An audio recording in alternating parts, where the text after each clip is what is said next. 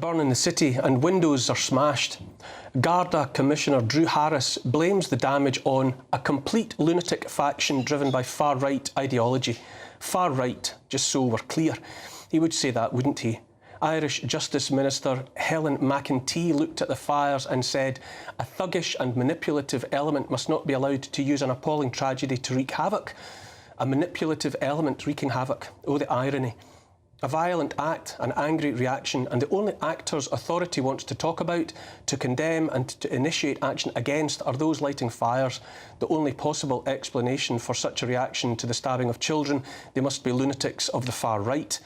Already legislation is rushed through the Irish Parliament to enable more state surveillance of the populace, more state control of so-called hate speech.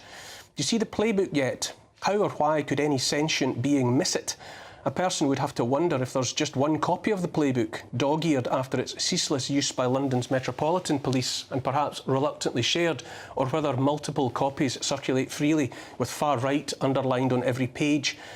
Children bleed and parents weep. Protesters take to the streets, and politicians and legislators and those they serve, which is not us, patiently reel in the line, knowing the hook is swallowed deep, the barb fixed fast. It's so very hard to resist, after all, the relentless push to hate and to fear. For decades, something deliberately disruptive has been forced on the people of the West. There's no denying it. Mass immigration. People from all over the world have been thrust together virtually overnight and without any sort of foreplay. Before the turn of the century, New Labour were apparently glorying in the thought of rubbing our noses in diversity. It ought never to have happened this way, but it was made to happen this way, and for a reason, by those fear-filled, cowardly authoritarians desperate for the controls they think will save them from the rest of us. What's been done in Europe, done to Europe these years past, has been less advisable than speed dating in the dark with drunk people. And so you get what we've got. Marry in haste, repent at leisure. Not even the most basic due diligence either, so that along with all the decent human beings has come some of all the trouble in the world. And so, by these means, have people been made to hate other people, people they don't know, while all their hate ought properly to be reserved and somehow focused on those they do know, those deserving of being on the receiving end of such destructive emotion. Familiar faces all, cynically stoking the anti-human hatred in pursuit of their master's ends. I have people I love, among them Christians, Jews, Muslims and others besides, or if you prefer, Westerners, Israelis and Arabs. They're my friends. I won't hate on command. Everyone I love hates the hate as well. I won't hate on command, and certainly not on behalf of those who line their pockets and secure their positions by stoking that hatred. And so millions of people have deliberately been made afraid and angry. While all that's going on, a former British Prime Minister, yet another from a grisly cast of characters, each at the head of his own column of countless dead civilians in countless countries, this time the Right Honourable Sir Tony Blair, renews his old calls for the introduction of digital IDs to solve the problems of all that immigration. Tony Blair and his ilk want you frightened and filled with hate. Then you'll beg for the solution they offer, which is slavery for you and freedom for them. Unflushable, apparently, digital IDs and Tony Blair both. Blair has done as much as any of the rest of the club of international ghouls to destabilise the Middle East and to sow the very unrest that sees tides of people rise and walk away from wherever they were born in search of anything else, anywhere else. If your home and everyone else's home for miles around had been bombed flat, what would you do? Where would you go? All over the West, frightened, angry people, overwhelmed by changes to their lives and communities, they feel powerless to influence, are automatically abused by being labelled with names chosen to make them feel isolated, vulnerable, lunatics, far right. All over the world, frightened, angry people are also overwhelmed by fast-moving changes. They feel powerless to influence. One war after another ensures those already on edge stay on edge, while simultaneously being told, ordered, what to think about what they see. Millions of people of every creed and colour marched through cities all over the world demanding a ceasefire in Gaza and were abused in line with the same old playbook. They're labelled as you'd expect, not pro-peace, just anti-this or anti-that. In truth, people of every creed and colour all over the world are only made to feel powerless, denied any sense of their real power by those who work tirelessly to make the mass of the population feel powerless and therefore dependent at all times for their safety and well-being on those above them in the food chain. Out of sight of most, that thin sliver of powerful people displays a level of cynicism that's beyond the comprehension of decent folk. Nothing is off limits to ensure the objectives of those who would do away with nation-states and the freedom of populations, not even children, anyone and everyone's children. Children are exploited like tinder to keep the heat under unrest, to keep as many people as possible distracted by hatred and suspicion of each other, of their neighbours, rather than focusing fury where it belongs, on the ghouls that keep stirring the pot, stoking the fires. And in among it all, what is the word on every authoritarian's lips? Why, democracy, of course. As soon as people, any people, start realising and manifesting their power in any way, those in charge prick up their ears. Democracy in the West is like the toy steering wheel a parent fixes to the dashboard of a car to entertain a toddler, making it think it's steering the car, when of course it isn't. Whenever people find a way to get their feet on the actual pedals, if only momentarily, their hands on the actual wheel, those in power act quickly to correct any possibility of a change of direction. Look at recent moments when the people grabbed the wheel. The election of Donald Trump in 2016, the vote for Brexit here in the UK the same year. In 2019, people gave the Tories an 80-seat majority, the collapse of the Red Wall and all that jazz. But again, it brought only swift retribution, just like the Trump presidency and Brexit brought swift retribution. I've wondered at the coincidence of the pandemic and everything else since 2020, and wondered if it wasn't all the punishment beating meted out to an upstart populist that dared to grab the wheel.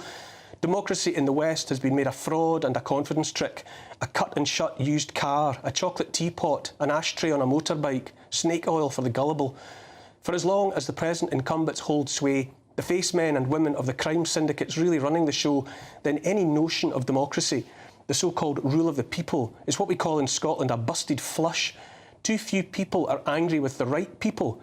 And by the right people, I mean the wrong uns, that interconnected, interdependent lot that always crops up, spiders on webs.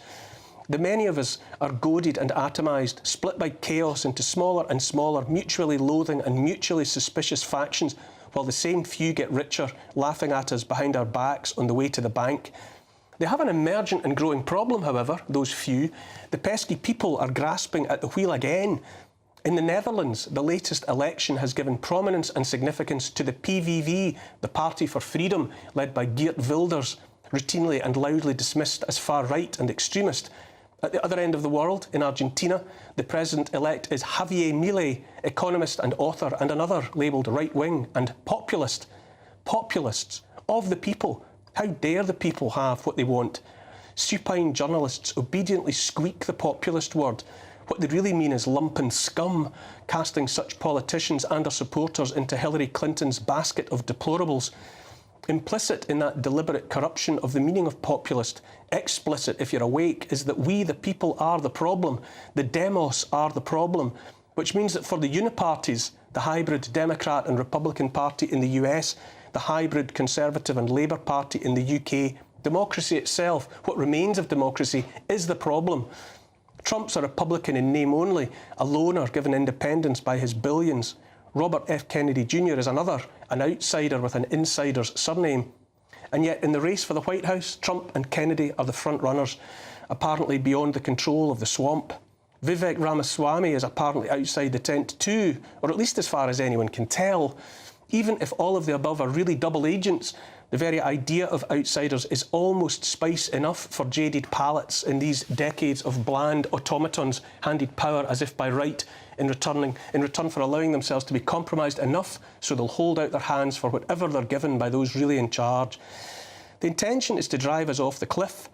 With that in mind, does anyone really think they'll let the people into the driving seat? Surely what we face is more censorship, more shutting down, more fracturing of society, more atomisation. When democracy itself is demonstrably the last obstacle in the path of the authoritarians, flimsy, hollowed-out shadow of a thing that it is, what is the future of elections? Even if they happen, courtesy of the uniparty bending the knee to unelected, unaccountable entities like the World Health Organization and the World Economic Forum, how can the results even matter?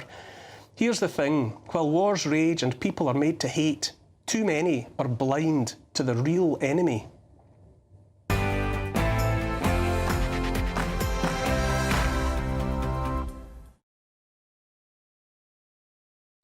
Joining me tonight is academic and emeritus professor of sociology, Frank Furedi. Frank, What is populism, and how has it become a pejorative? Well, populism simply means giving voice to the aspiration of the people. And historically, populist and populist movements were able to somehow capture the emotions and the sensibilities that people really care about. And because it's a grassroots movement, and because it very often threatens the powers that be, it has become increasingly seen as a threat. And the moment it's seen as a threat, then basically everything is done to create a playbook whereby the populists, or people who see themselves as populists, are framed in such a way as to demonize and criminalize them. But when you look around, I think the really important thing is that for better or worse, despite all the setbacks that we've suffered, there are groups, political movements all over Europe who are kicking back. I mean, I've been traveling up and down Europe recently, and you go to France, you go to Italy, you go to Holland and Belgium, and there are a minority of people who have formed political parties who are, in a sense, demanding to be heard. And we're living in a very special moment because the mainstream parties understand that they can no longer take for granted that they're running the show. And that's why it's so dangerous at the moment in terms of the future. Is there anything ideologically in common between those disparate groups across Europe? Or are they all populist in their own contexts for their own reasons? You raise a very important problem, which is that, well, we have our people who have been moved to react to their circumstance. Basically, people who argue that they want to be part of the conversation. They want to be taken seriously. That's what they're saying. But at the moment, what's really lacking is a political ideology, or at least a sense of a political direction, which could give that positive energy that is there a real direction. So therefore, you have a situation where all over Europe, people are mobilizing, they're organizing. They don't even call themselves populists. They have all kinds of names that they've adopted. But what they have, the one thing that they have in common is solidarity, the aspiration for solidarity, that we really belong to a community. And the other thing that they have in common is that they're demanding to be heard. And that's a very positive development, because you cannot have democracy until people find their voice. Is there anything unprecedented about what's happening at the moment? And presumably there have always been people who have reflected or given voice to the people. But is there something different happening now? I think there's one big difference, which is that for the first time since the Second World War, the mainstream political parties, Christian democracy in Italy, social democracy, Labour here, the conservative parties, all these parties have lost their legitimacy. If you look at these parties, they're barely having any serious members or activists anymore. These are zombie parties that are able to perpetuate themselves because of their access to power.